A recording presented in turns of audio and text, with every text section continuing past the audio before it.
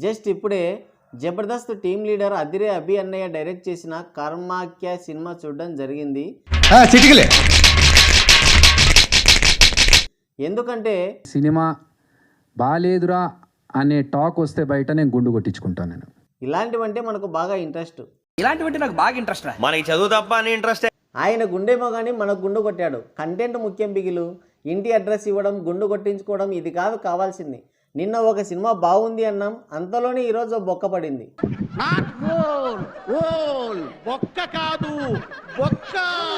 ముందు శపథాలు చేస్తారు, ఇప్పుడు గుండు కొట్టించుకుంటేనేమో ఫీల్ అవుతారు. క్షుద్ర పూజలు అంటారు, అవి చేసిన ఉపయోగం లేదంటారు. మూఢనమ్మకాలు అంటారు, మళ్ళీ పార్ట్ 2కి లీడ్ ఇస్తారు. పార్ట్ 1 బొక్క అంటే మళ్ళీ పార్ట్ 2 ఎందుకు? సినిమా కంప్లీట్ అయిన తర్వాత స్పెషల్ షో వేసుకోవాలి. ఇలాంటి ఆలోచనలు ఇంకా రావు కదా. ముక్కు డైరెక్ట్గా పట్టుకుంటే పోయేదానికి తల చుట్టూ తిప్పి పట్టుకున్నారు. అత్యంత మహిమాన్వితమైన కామాఖ్య అమ్మవారిని తీసుకొని క్షుద్ర పూజలకు నరబరులకు అంటగట్టారు. అసలు ఆ కామాఖ్య గుడికి కథకి ఏమన్నా సంబంధం ఉందా? ప్రజెంట్ దేవుళ్ళ ట్రెండ్ నడుస్తుంది కాబట్టి అక్కడ స్పేస్ లేకపోయినా ఇరికించారు. స్టోరీ ఏంటంటే హీరోయిన్ ఫ్రెండు ఉంటారు. హీరోయిన్ పని పాట లేకుండా ఖాళీగా ఉంటే ఫ్రెండ్ ఏమో ఇన్సూరెన్స్ కంపెనీలో పనిచేస్తూ ఉంటుంది. ఒక ఇన్సూరెన్స్ వెరిఫికేషన్ కోసం వెళ్ళాల్సిన టైంలో వాళ్ళ ఇంట్లో పెళ్లి కార్యం పడుతుంది. దాంతో హీరోయిన్ నువ్వు పెళ్ళికి వెళ్ళు, నాకు ఏ పని పాట లేదు కదా, ఇన్సూరెన్స్ వెరిఫికేషన్ కోసం నేను వెళ్తాను అంటుంది. ఆమెకే కాదు మనకు కూడా పని పాట లేదని ఆమె అక్కడికి వెళ్ళిన తర్వాత అర్థమవుతుంది. ఆ వెరిఫికేషన్కి వెళ్ళగానే ఆ సైకో ఫ్యామిలీ ఆ హీరోయిన్ని బంధించేస్తుంది.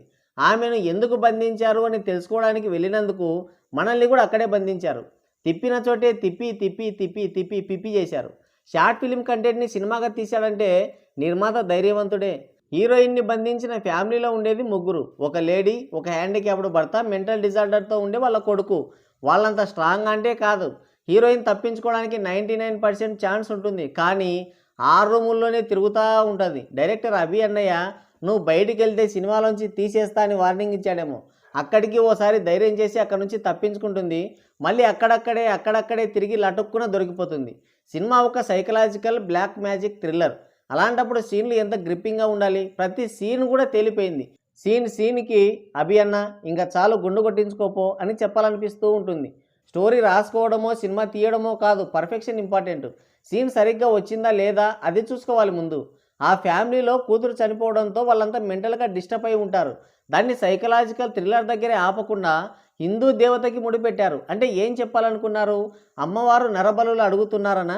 ఇదే ఇతర మత విశ్వాసాలని బేస్ చేసుకొని ఇలాంటి లేఖి సినిమాలు తీయగలరా? తీయలేరు. డబ్బుల కోసం, కమర్షియల్ అంశాల కోసం హిందుత్వాన్ని వాడుకుంటూ ఉంటారు. వాడుకుంటే పర్వాలేదు, కానీ దరిద్రంగా పోర్ట్రేట్ చేస్తున్నారు. అదే ప్రాబ్లం.